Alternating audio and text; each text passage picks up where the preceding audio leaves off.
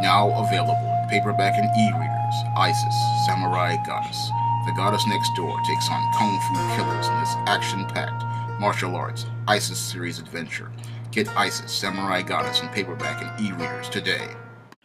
Last Friday, Netflix announced it was canceling Iron Fist, one of the 5 series based on Marvel Comics superheroes, on the streaming service.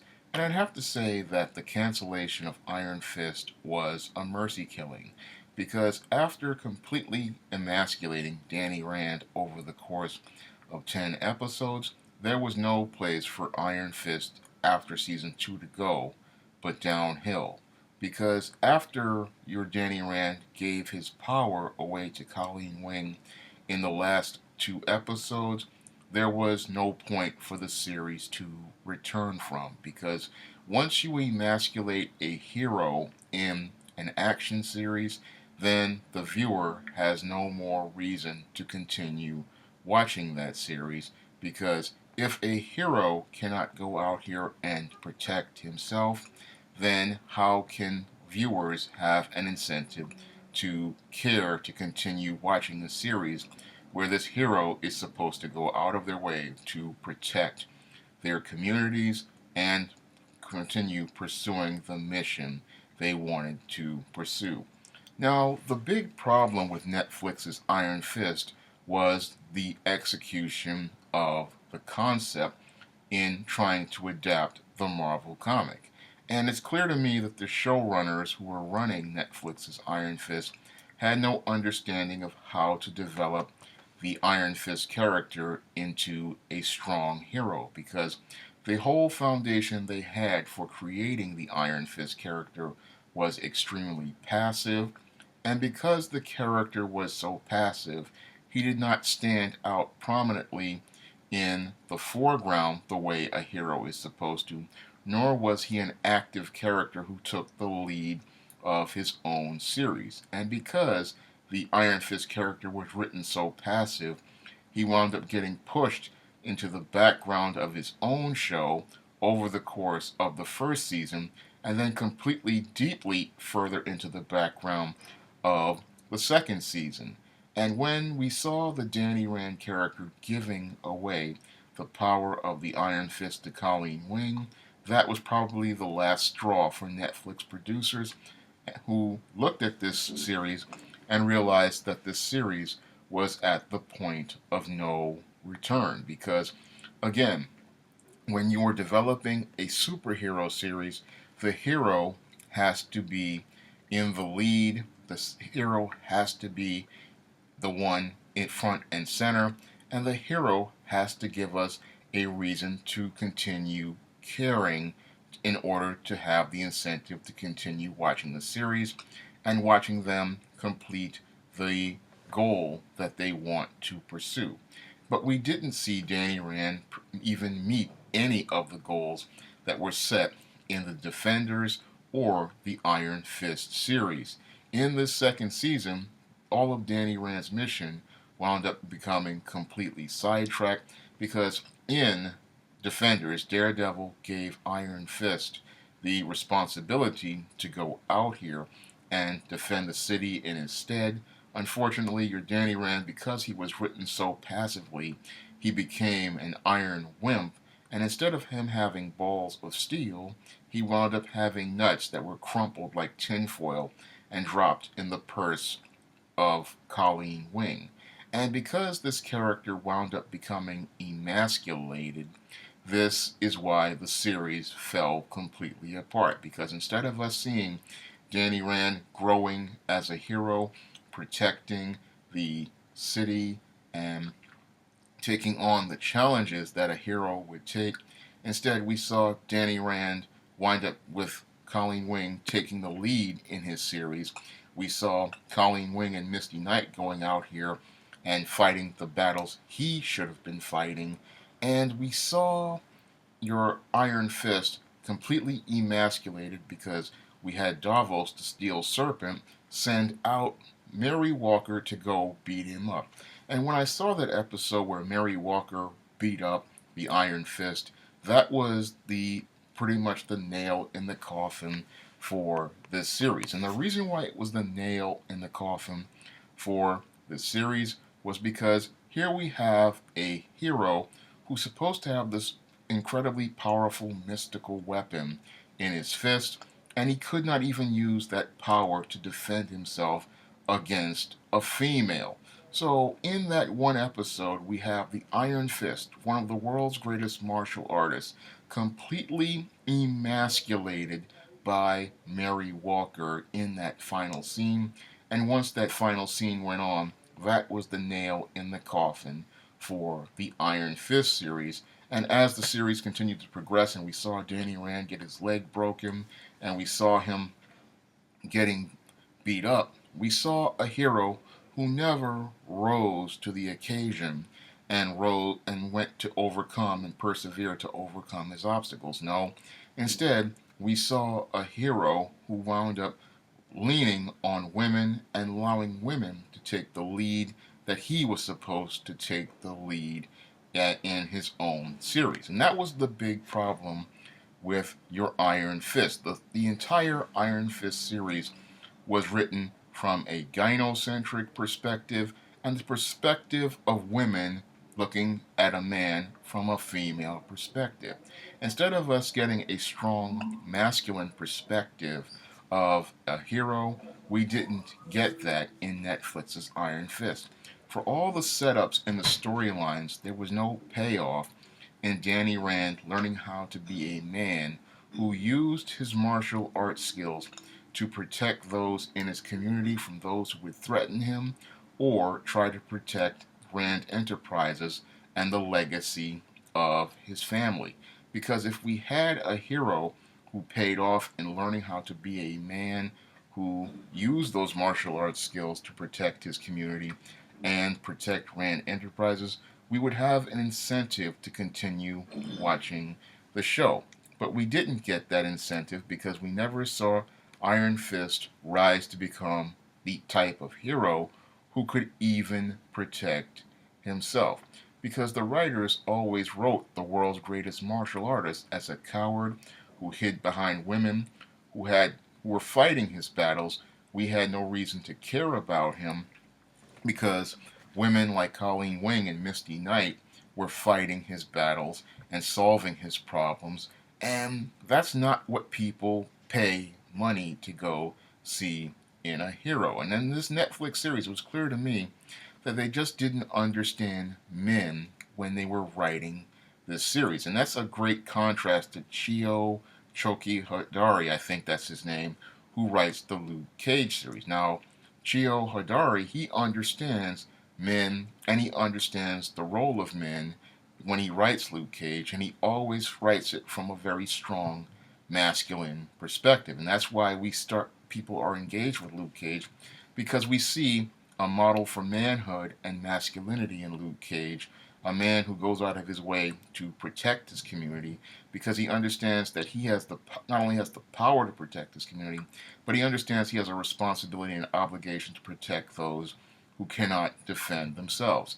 But in Iron Fist, we don't see Danny Rand rising to that high standard of manhood that Luke Cage rose to. Instead, because the show is written in such a gynocentric perspective, we see this passive, unassuming guy who just falls into the background and lets others do what he is supposed to do. And because he does that, we see a character who radiates no masculine energy, has no masculine presence, and never is written with any sort of confidence, self-assurance, or intelligence in the way he carries himself or the way he deals with situations. And that really makes the Iron Fist series incredibly difficult to watch, because we wanted to see a strong masculine hero who takes the lead, asserts himself, and establishes a standard for those in his community and the way that they're supposed to live, and establishes a standard to maintain the safety for the lives of those around them. That's what we wanted to see in Iron Fist, but we didn't get to see that, again, because of the gynocentric perspective. And it's clear to me that because the show was written from such a gynocentric perspective, that they just did not understand the principles of the martial arts, because those who train in the martial arts, they know that they have to be very disciplined, they have to have strong self-control, and they have to know how to navigate through their emotions. And while they have been raised with this discipline, these guys know that one of the traits of the martial arts is that it builds your confidence. And I didn't see any confidence in any of the portrayal that Finn Jones had, due to the way the character was written and the way the showrunners executed the concept. Now, in contrast, if you look at the Mighty Morphin Power Rangers, you will quickly see that these martial artists have all the traits of a professional martial artist, because they hired professional martial artists like Austin St. John and Jason David Frank to be both the Red and the Green Ranger, and they hired dancer Walter Jones to be the Black Ranger. And all three of those guys radiate strong masculine energy. They have a lot of confidence, and because they have that confidence, this is what leads to those guys having such an incredibly strong screen presence. And it was that strong screen presence that those three guys, Jason Frank, Austin St. John, and Walter Jones, had, that was one of the reasons why kids over a generation were so excited to watch the Mighty Morphin Power Rangers in those sequences where they took on the putties in the fight scenes, because we saw that confidence, we saw that energy, and we saw that presence. And even when you watch Mighty Morphin Power Rangers, the first season, they talk about the whole concepts of the martial arts. And we never got to see that in Iron Fist that we saw in Power Rangers, because in Power Rangers, they oftentimes talked about the principles of the martial arts. They talked about what one of the traits of the martial arts. And again, we saw that confidence in their performances, and we saw that confidence when they went out there to participate in the martial arts. And in some ways, these guys had some swagger to them, and again, that added to their screen presence. Now, when I think of Iron Fist, I think of someone similar to the Power Rangers, or like Joe from the American Ninja series, who was portrayed by Michael Dudikoff. Now, Joe in the American Ninja series was this quiet, humble, and disciplined man who had been trained by a martial arts master in the skills of the ninja. And he went into the U.S. military after his master was killed to continue trying to find a way to make a life for himself. But the Joe character was the kind of guy, even though he was quiet and humble, he could throw out a playful one-liner, and he walked with a sense of swagger and confidence. And this is what made the American Ninja movies very popular back in the 80s, because you had Michael Dudikoff, who had this great screen presence, and he showed that he could literally do amazing things with that ninja ability, like beating up 20 guys in 10 to 15 seconds.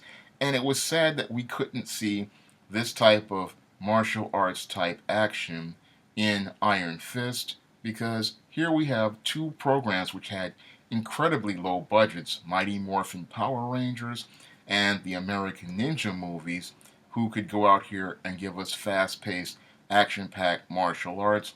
But the Iron Fist series, in spite of being around in 2018 with all of this high-tech, computer-generated graphics and a really higher production values, couldn't give us the same type of show that Mighty Morphin Power Rangers gave us in the 90s, or American Ninja did in the 80s. And that was really what was so sad about Iron Fist, was that in spite of all of those resources, we did not get the action-packed martial arts show we should have gotten. Because, when I envision an Iron Fist series, I envision a series that has the fast-paced martial arts action of Mighty Morphin Power Rangers, with a storyline that's on the level of Luke Cage or Batman the Animated Series. And I believe it's possible for us to get that type of big budget action movie on a small screen with a Netflix series Unfortunately, because the producers just could not execute on concept, what happened was we got this dreadfully slow, meandering cop show with some martial arts sequences added to it. And this is something that was far below the standard of Marvel Studios or far below the standard of Netflix, because when I take a critical look at this Iron Fist, I see a great concept that could easily have been executed over the course of 13 episodes, with the first 3 episodes being about Danny Rand winding up in Kunlun, being trained by these martial arts masters, and having this desire to get home, and believing that the only way he was going to get home was through earning the Iron Fist. And then after he achieved the Iron Fist, he would, in the first 3 episodes, he would leave Kunlun, return to Earth, and there he would start making money in the cage fights as the Iron Fist. He would meet Colleen Wing along the way, and as he's meeting Colleen Wing, he's starting to build up economic resources from the cage fights to start laying out the plan to build his dojo, but also laying out the plan to take his company back from the Meachums by using the strategies and techniques he learned from those martial arts masters. And as he's learning about the dealings of the Meachums, what he would be doing was understanding why he needed to protect the community from people like the Meachums and the criminals they operated as, and as the Iron Fist, and using the Iron Fist to protect his Rand Enterprises and protect his community, and learn more about his past as a child and learn more about the culture of life. And again, it would have been a very rich, multi-dimensional series, because you would have a foundation based on developing who Danny Rand wants to be as a man. He's come to Kunlun because his father wanted him to go there, and he wanted him to learn more about it. But then after he's grown up and learned everything that he can learn at Kunlun, he wants to go back to Earth, and he wants to learn how to reestablish his father's legacy, and he wants to reconcile with his past while he builds his future. That would have been an incredibly compelling story. Unfortunately, again, because the writers were so caught up in gynocentrism and caught up in identity politics, that story never got told, and instead we got a story where the hero was pushed into the background of his own story and not able to tell the story he wanted to tell. And over the course of that first season, we would be introduced to his rival Davos, who would be a much bigger man if I were doing the casting. Because when I envision Davos, I see somebody like in the comics who reminds me of Tong Po from the 1980s Kickboxer movie, and that's the kind of guy who I would want to play Davos. Not this skinny incel who they cast, who really had no screen presence and no confidence and no energy. And that Davos that they had, I just did not believe him to be a threat in the way that he was supposed to be. He came off as a incel the way I saw him, not a strong guy the way I would see Tong Po from Kickboxer or the Bloodsport movies. Those guys looked like they were big, credible threats, but this guy didn't. And then as we built out of the Steel Serpent storyline, the way I would have done it was Orson Randall would have been coming looking for Iron Fist because he felt threatened by Danny Rand's power, and that would have led into a third season. If this series had been executed properly, Iron Fist would have easily gotten a season 3. But because the writers wrote Iron Fist as a passive, unassuming beta male, he got overshadowed in his own show by every member of his supporting cast.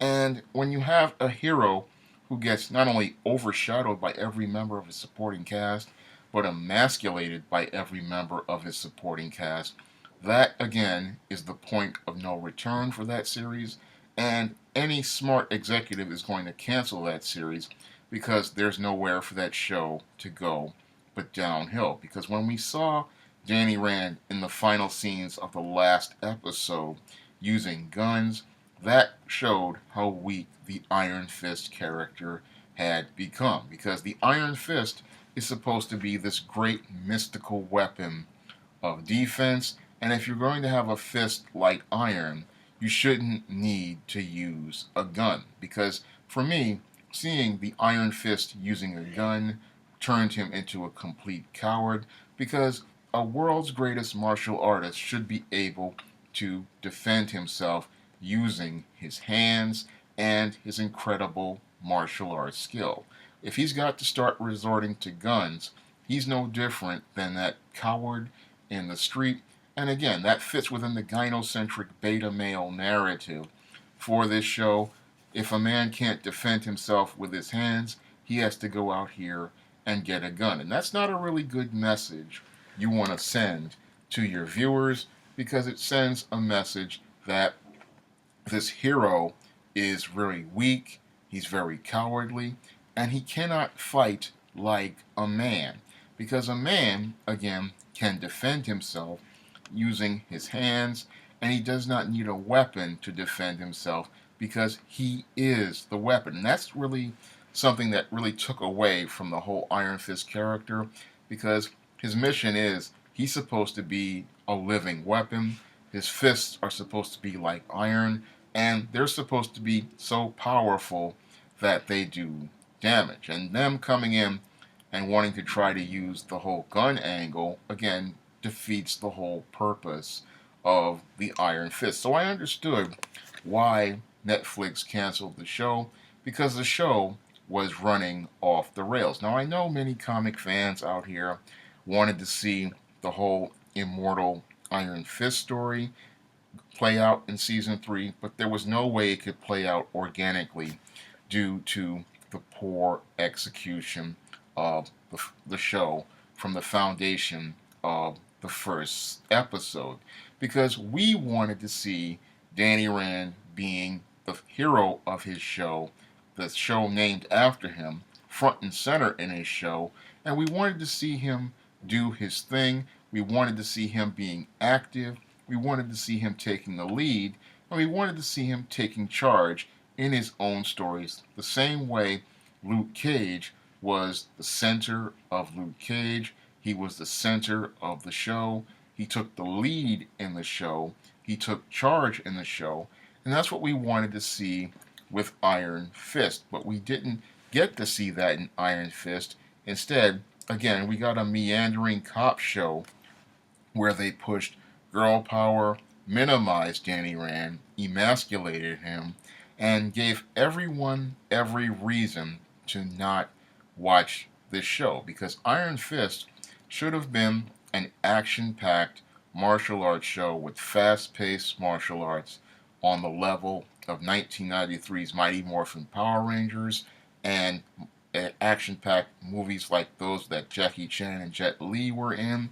And it should have been a show with compelling stories about a Westerner who returns from his Far East journey, trying to apply the Far Eastern philosophies he's learned as he adjusts to life in America, reconciling his past while building his future. And if they had executed this concept that way, you would have had a martial arts classic series on the level of Kung Fu. Unfortunately, due to the incompetent showrunners Netflix hired, this show wound up becoming so terrible that it just ran right off the rails, and Netflix thankfully had the courage to realize the show was going nowhere but downhill, because if your hero cannot protect himself again, how can he be someone compelling enough for viewers to watch? Because if your hero cannot save himself, then how can we see him as someone who can deal with danger, peril, and overcoming the obstacles? Because if your hero cannot, again, stand up for himself, how can he stand up for others? in his community. And that's why I believe Iron Fist wound up getting canceled, because everything that was supposed to be heroic about this character had been compromised, and the show had nowhere to go but downhill. And there was no reason for Netflix to continue spending money on a series that was going nowhere but downhill. And that's why I want to thank the executives at Netflix for canceling Iron Fist. It was one of the smartest decisions they could ever make, because when a show shows no signs of improving, a executive has to pull the plug, and they have to have the courage to pull the plug, because if something is not improving, something is not growing and not changing, then it's just time to put a period at the end of things and move on. And that was the best thing to do for Iron Fist, because there was no way for the series to grow in an effective way or be entertaining or compelling at this point.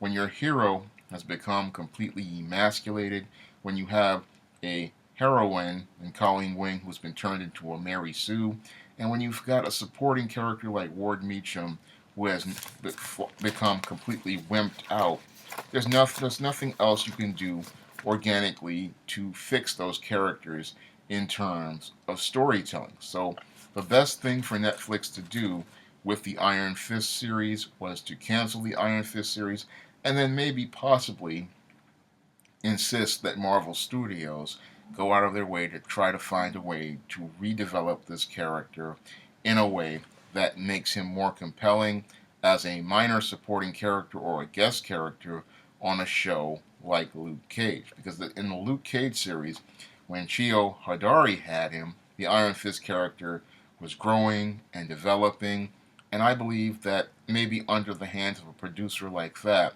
maybe we could see the Iron Fist character evolve into something better than the way he was presented in his own series. Now, the cancellation of Iron Fist, again, may hurt a lot of people and who wanted to see these storylines resolved and wanted to see the immortal Iron Fist adapted, but there was no way to adapt this series without doing further damage to the character of Iron Fist or the Marvel Cinematic Universe or the brand of the Marvel Cinematic Universe. So the best thing that had to be done was cancel this series before it had longer term damage on the overall brand.